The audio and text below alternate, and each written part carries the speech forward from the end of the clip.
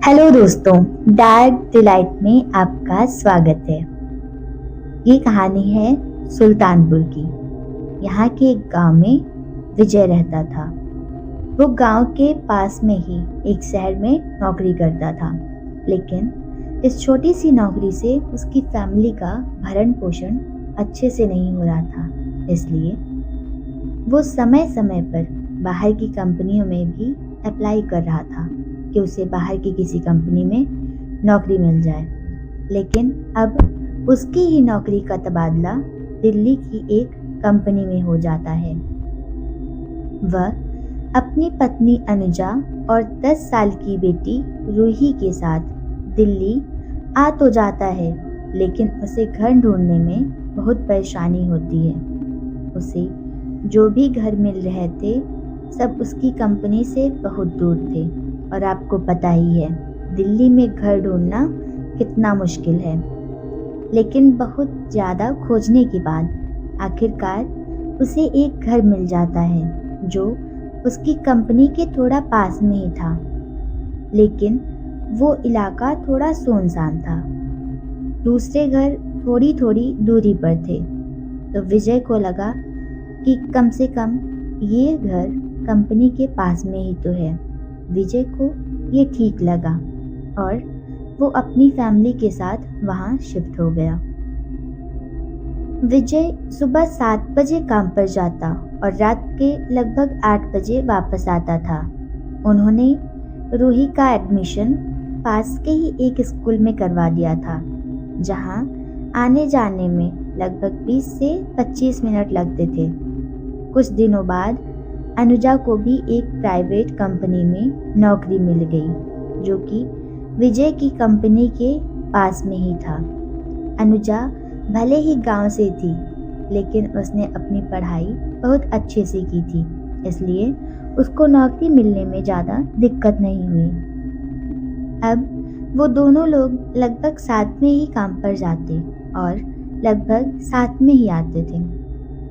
अनुजा के घर के सारा काम करके जाने के बाद रूही भी स्कूल चली जाती थी और दोपहर में ही वापस आ जाती थी। स्कूल से आने के बाद कुछ दिन तो रूही ने घर में ही खेलकर इधर उधर करके बिताया, लेकिन रूही तो दोपहर में ही वापस आ जाती थी। अब उसे बोरिंग बोरिंग सा लगने लगा, क्योंकि वहाँ के ना तो घर आस पास में थे और ना ही उसकी उम्र का कोई खेलने वाला।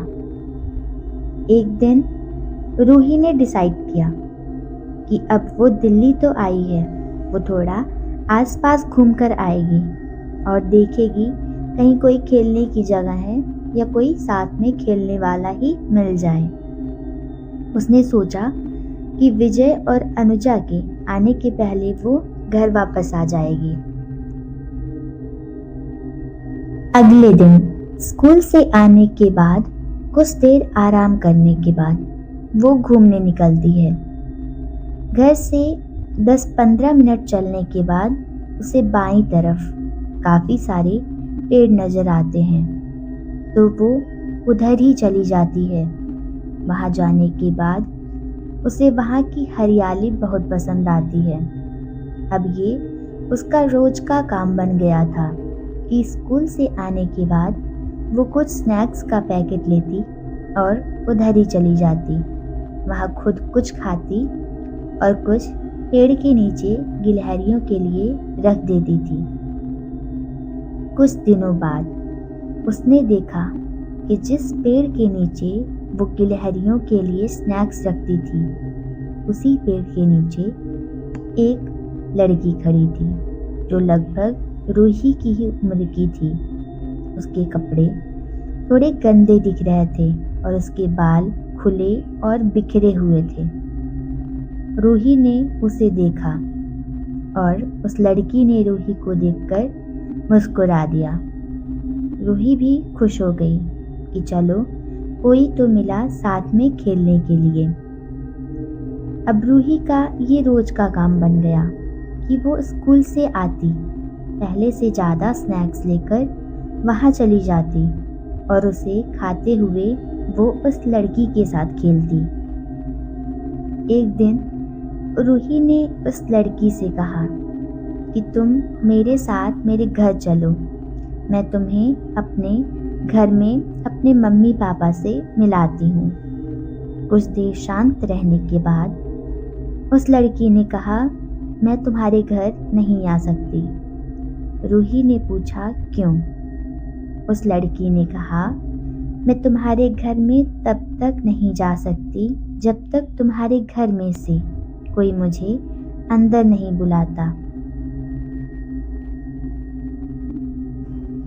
रूही ने पूछा, ऐसा क्यों?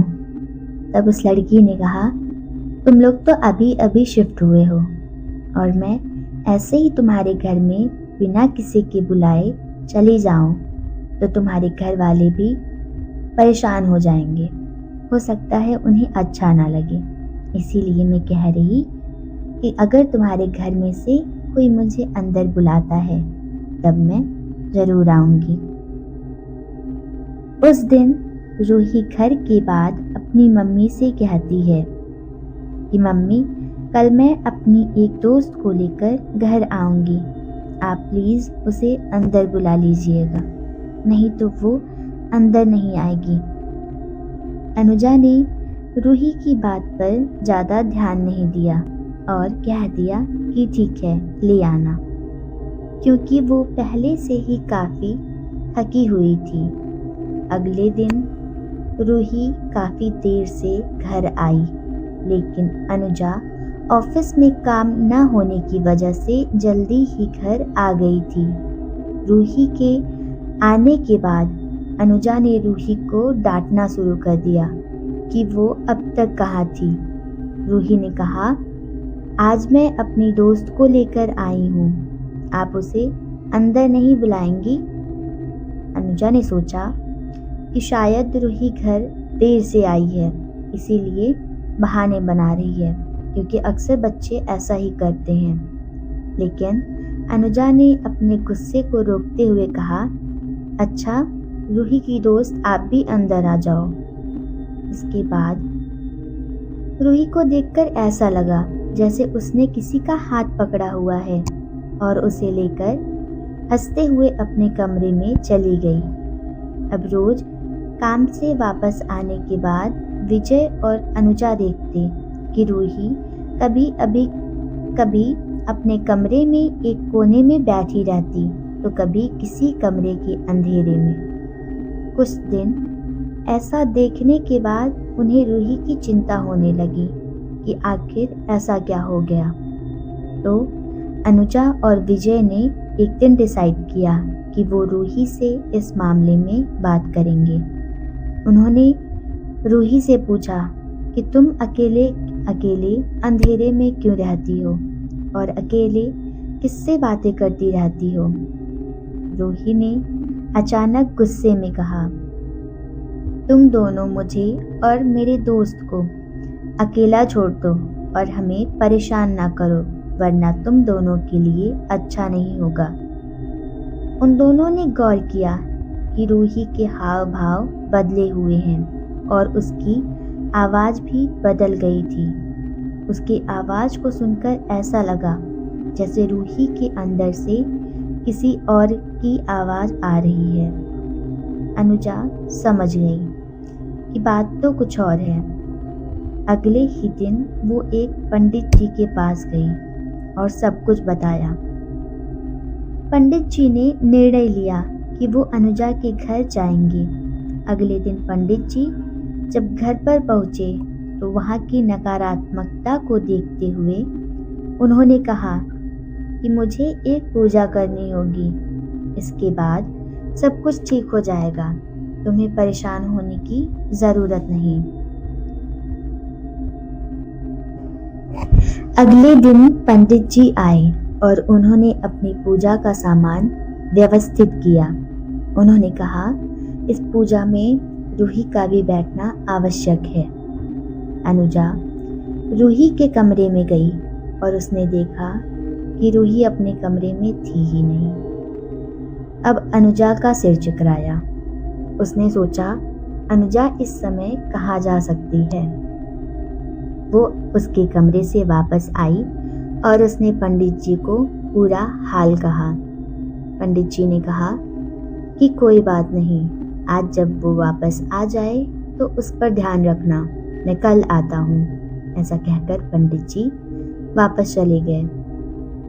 अगले दिन पंडित जी आए और उस दिन अनुजा ने रूही को पहले से ही कमरे में बंद कर रखा था।